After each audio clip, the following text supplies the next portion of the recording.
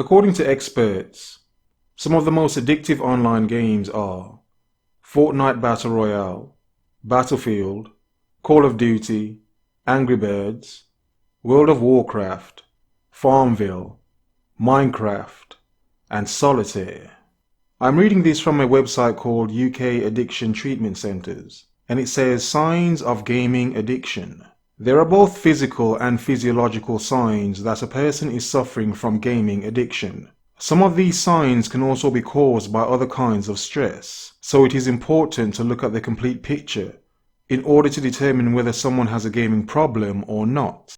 The generally accepted signs of gaming addiction are as follows: unusual preoccupation with the idea of getting back online to play, feelings of irritability and restlessness when not playing games, persistent headaches caused by too much screen time, diminished personal hygiene and poor diet, self-imposed isolation in order to guarantee uninterrupted play, lying about the amount of time spent gaming, carpal tunnel syndrome caused by excessive use of gaming devices, persistent fatigue due to lack of sleep.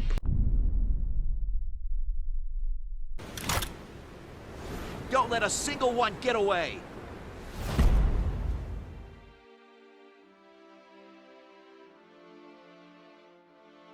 Now just imagine having gaming addiction and also being in a relationship as well, and how that addiction could actually cause problems in the relationship. Not only that, the reasons they can cause problems are, look at it like this. Women like attention. They may see their man sitting in front of their screen, playing for many hours, giving her little to no attention. Now of course this would make a woman frustrated. Therefore it can and will cause arguments, because you are not giving her the attention she wants. But aside from the addiction part, and in speaking of just casual gaming, just gaming in your downtime, when you have spare time, you have worked a long week, long day, and you just want to relax and escape. Games being a form of escapism. And it's only a very small amount of time you actually spend gaming. But still, you are still not giving a woman you may have, attention. Now when she's not there is one thing, but when she is there, and you are fixated on the screen, because come on, gaming is when you're focused on a game and you want to make sure you are in the game or ahead of the game, you want to make sure you are on point, pin sharp, as sharp as possible with your movements, to thus be in the game or be ahead of your competitor or competitors if you're playing online. So of course you giving the screen so much attention and she may be sitting there or just wandering around with nothing to do. This easily will cause and can cause arguments. I know because I have been there myself. Then you may get those ultimate questions. What ultimate questions, you ask? The ultimate questions that she may ask, like, what do you love more? Your games or me? I bet you prefer your computer to me, don't you? You spend more time playing that game than you spend playing with me.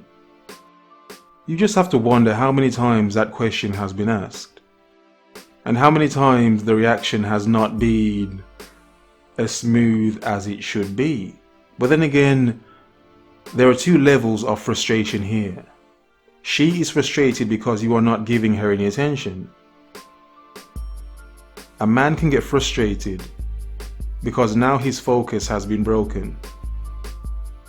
If he's playing Call of Duty and he has an enemy down his scope, and a woman comes in and just breaks his concentration and he gets shot, for as simple as that is, it's not really anything. To her it may seem as something simple, and in reality it is something simple. But then again, from his point of view, he has spent much time getting here. getting to this level, for these moments where he will take down his opponents with amazing digital HD accuracy. Beautiful, sheer beauty on the screen. Now, to someone engaged in that, of course that is what they feel. They're in the moment.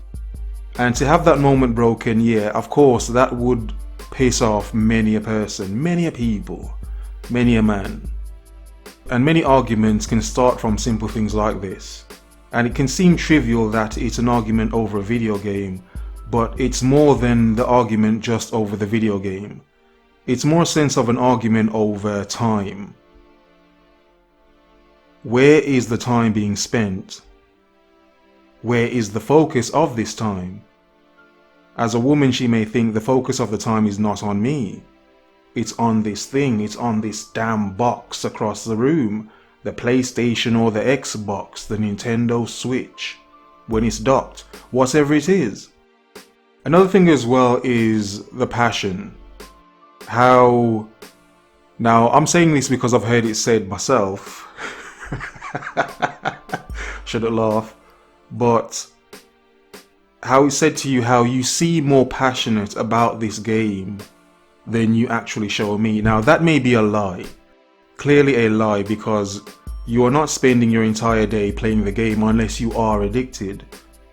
But it's a sense of when you are playing it, you are very involved, you are very locked in, because you feel like you are the man when you are playing. You are the master of this game. You will dominate all other players.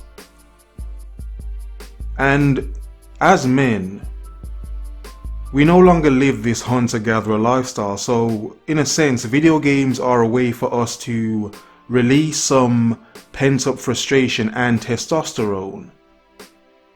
Yes, some can take it too far, thus they become addicted.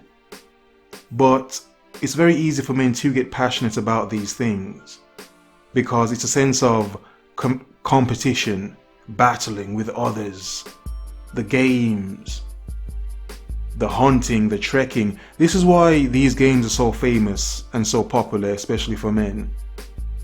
In a sense, it's them reenacting almost primal instincts, but in a digital virtual sense, because obviously in real life we no longer live these lives, really, do we? Most of us. We live in cities, most of us. Well, a large amount of us anyway. So it's the reenacting of those primal instincts, almost. So this at the same time is why some women may get angry and take out their frustration on your console. They may break what they see as your prize, your prized possession, because they no longer feel like they are your prized possession. I was reading a report earlier on, and it said that there are more single people in the Western world than there were just 10 years ago. There are more people choosing to live single lifestyles, both men and women. So in a sense, is it good or bad for men that they now have the time to almost play games unlimited, unhindered? Could that in a sense cause some gaming addiction?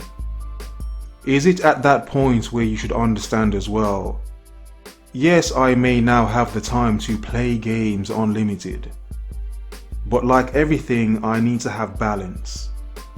I can't sit here all day doing this, because for as fun as this is, it is not life. There are more things out there for me to do. Sometimes it is good to get away from the things you enjoy the most and do other things. Thus you can come back to them and appreciate them even more. If you have the time to play games as much as you want to, still balance that with something that can help balance you. Exercise. Go for long walks. Watch what you eat. Do not fall into the slump of being that stereotypical slob of a gamer. who does nothing but sit there all day gaming. Learn to have moments where you take time away from it just for the sake of doing so.